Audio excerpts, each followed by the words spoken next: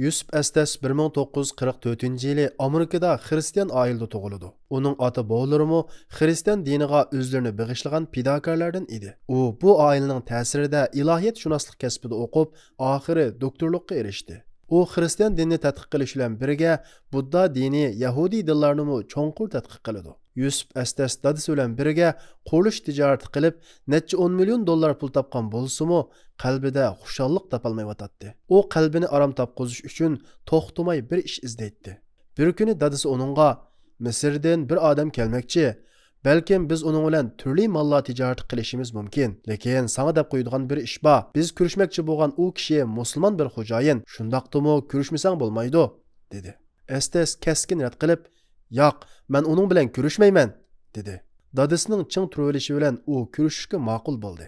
Estes beshiga Parvardigorim Iso deb yozilgan shilapini kiyib, bo'yniga kirst belgisini esib, qo'lida Injil ko'tarib olgan holda mag'rurlarcha yetib keldi va Xristian dini haqida so'z boshlab, oxirida islom diniga va musulmonlarga hujum qilishga boshladi. Biroq Misrlik musulmon xo'jayin Muhammad nihoyat temkin odam edi.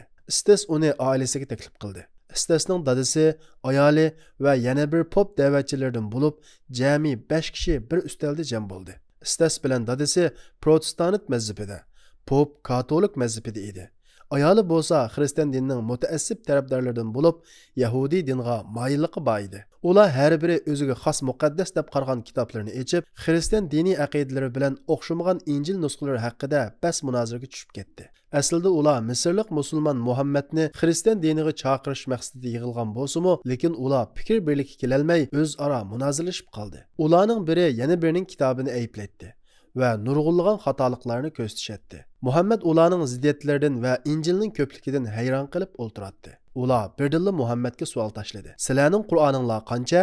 Muhammad: "Bizning faqat birlik Qur'onimiz bor. U 14 asrdan beri hech qanday o'zgarmay shu peta turibdi", dedi. Bu javobni anglagan Estes tushib ketdi. U bir-biriga o'xshamagan va ichidagi mazmunlarimi farqli Injillarga qarab, o'z-o'zidan "Bular qandaqmi ilohning kitoblari bo'lsin?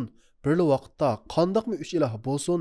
degan savollarni so'rashga boshladi. Bu qatimliq o'ltirishda Estes Muhammadni o'xshamagan usullar bilan Xristian diniga chaqirdi.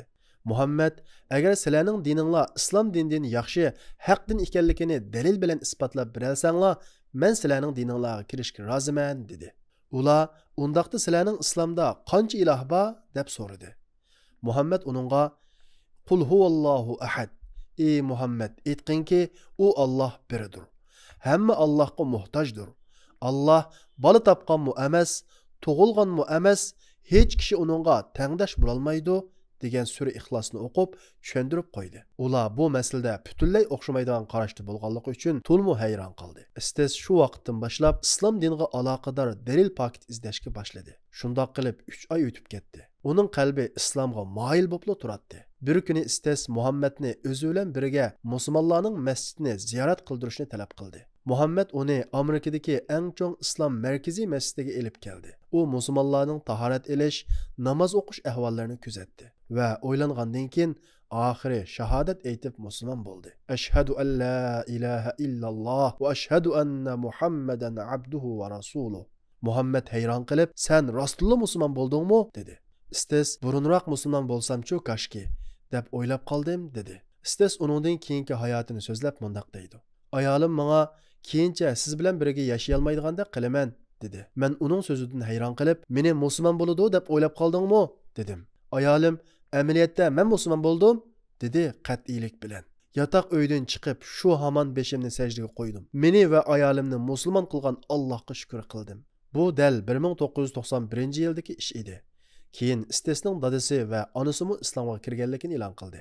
Shuningdan keyin Estes Misr, Marokash va Turkiya qatorliq davlatlarda arab tili va islom bilimlarini o'rgandi. U musulmon bo'lgandan keyin Yusuf Estes degan nom bilan tanildi. Yusuf Estes mundaq deydi: "Bizning musulmon bo'lishimiz birinchidan Allohning fazli marhamatidan bo'lsa, ikkinchidan bizga go'zal axloq bilan ta'sir ko'rsatgan Misrlik musulmon Muhammadning sababi bilan bo'ldi", deydi.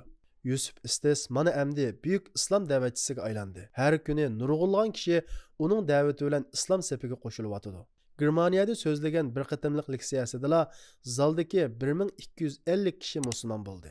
u musulmon bo'lganlarga faqat shahodat kalimasini o'gitib qo'yish bilan bo'ldi qilmasdan, balki ular bilan doim ko'rishib turib, ularga din ishlarini o'gitib qo'yatdi.